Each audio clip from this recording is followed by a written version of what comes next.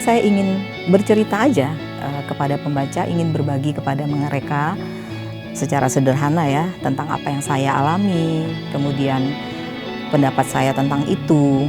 Sebagai sebuah cerita tentu saya berharap mungkin juga cerita-cerita yang saya tulis itu akan menjadi, kalau mereka mau, mereka bisa merenungkannya.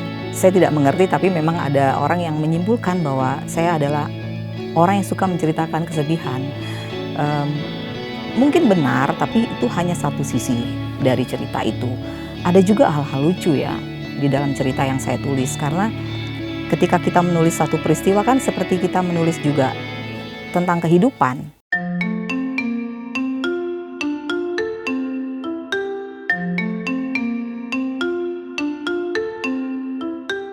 Jadi teks sendiri adalah sebuah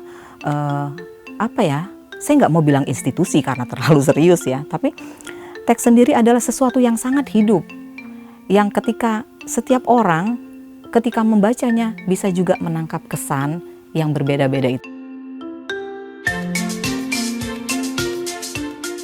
Waktu kecil kami suka membaca buku, jadi saya dan saudara-saudara saya kami sangat suka membaca buku, dan di rumah itu ada buku apa saja, novel, sastra, kemudian cerita petualangan, cerita detektif, buku sejarah yang serius, kemudian buku-buku politik kepunyaan kakek saya, buku-buku ekonomi ayah saya.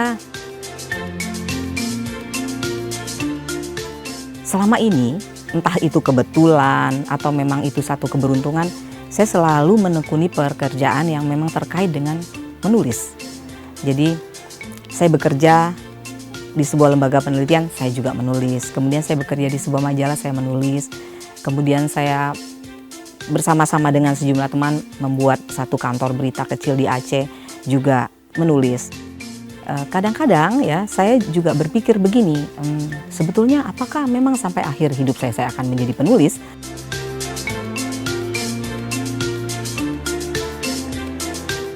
Sebagian karya saya memang terinspirasi misalnya oleh pengalaman menjadi aktivis, ya misalnya mengenai penculikan aktivis, tapi dari naratornya, misalnya dari orang tuanya, ayahnya yang tidak mengerti politik. Kemudian pengalaman saya lagi misalnya dengan Timor Leste, waktu saya menulis Kuda Terbang Maria Pinto, salah satu cerita pendek saya, juga tentu saja terkait dengan pengalaman saya dulu ikut mendukung ya referendum untuk Timor Leste sampai kemudian negara itu merdeka. Kemudian juga saya menulis misalnya tentang seorang yang hidup abadi di Kalimantan. Nah itu kan satu cerita yang ini tokoh sama sekali tidak terinspirasi dari kehidupan atau pengalaman saya sebagai aktivis, tetapi saya ingin menceritakan tentang seseorang yang kalau hidup abadi itu rasanya bagaimana. Kesepian, semua orang sudah tidak ada, yang ketika dia memutuskan untuk hidup abadi itu dia berpikir dia bisa melindungi keturunannya, melindungi ras manusia di bumi, tapi ternyata ada resiko lain, misalnya merasa sepi, dan tentu saya harus melakukan riset, upacara-upacara atau tata cara dan bagaimana jalan menuju hidup abadi, dan dikaitkan misalnya dengan kebiasaan-kebiasaan orang di Kalimantan. Karena saya lama menjadi aktivis, dan jadi betul-betul pada waktu itu saya menjadi aktivis yang bukan hanya melakukan aksi massa atau demonstrasi di jalanan, tetapi juga misalnya mengorganisasi perlawanan, hidup dengan masyarakat, dan itu kan nyaris kontak kita dengan dunia luar terputus. Memang saya membaca koran, tetapi misalnya saya tidak begitu paham lagi bagaimana sih dinamika dalam kehidupan sastra pada saat itu. Lalu saya merasa, wow, kalau begitu saya menulis apa ya? Di situ mungkin yang saya rasakan sebetulnya bukan frustrasi, tapi bingung ya. Ini sebetulnya kalau saya menulis seperti ini masih terlalu kuno nggak ya gayanya? Apakah orang, jadi sangat lucu, hanya berbeda satu, saya berpikir apakah orang Indonesia pada tahun 98 ini masih mengerti apa yang saya tulis? Kalau saya pergi ke suatu tempat dan sendiri, saya selalu membayangkan saya adalah seorang perwira intelijen yang tidak ada orang yang tahu saya siapa, dan saya harus betul-betul survive di situ, dan kadang-kadang saya menikmati hal-hal itu.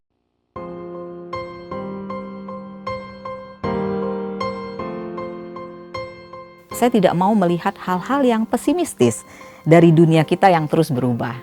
Karena kalau kita ingat lagi ke masa sebelum ini, ketika media cetak mengalami satu keresahan yang luar biasa, orang-orang yang bekerja di dalamnya, ketika muncul televisi misalnya, media elektronik, orang berkata, oh ini mungkin akhir media cetak. Tapi ternyata itu tidak terjadi. Media cetak tetap ada, televisi juga tetap berjalan. Tetap ada orang yang suka membaca buku, tapi juga ada orang yang ingin membaca singkat saja. Kemudian ada orang yang ingin cepat tahu dan bergegas, lalu mereka menggunakan internet. Tapi juga ada orang yang pada satu titik kita ingin memperlambat hidup kita sejenak deh, dengan kita misalnya menikmati satu film yang membuat kita berpikir. Saya sangat optimistik terhadap perkembangan di dunia sastra.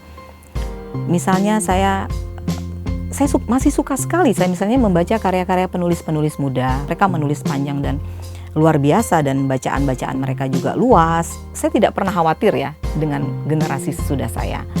Karena seperti generasi saya juga, pasti mereka mempunyai cara untuk survive. Seperti dulu generasi orang tua kita kan juga seperti kehilangan harapan ya, karena ada rezim yang begitu kuat. Tetapi ada juga orang yang melawan itu.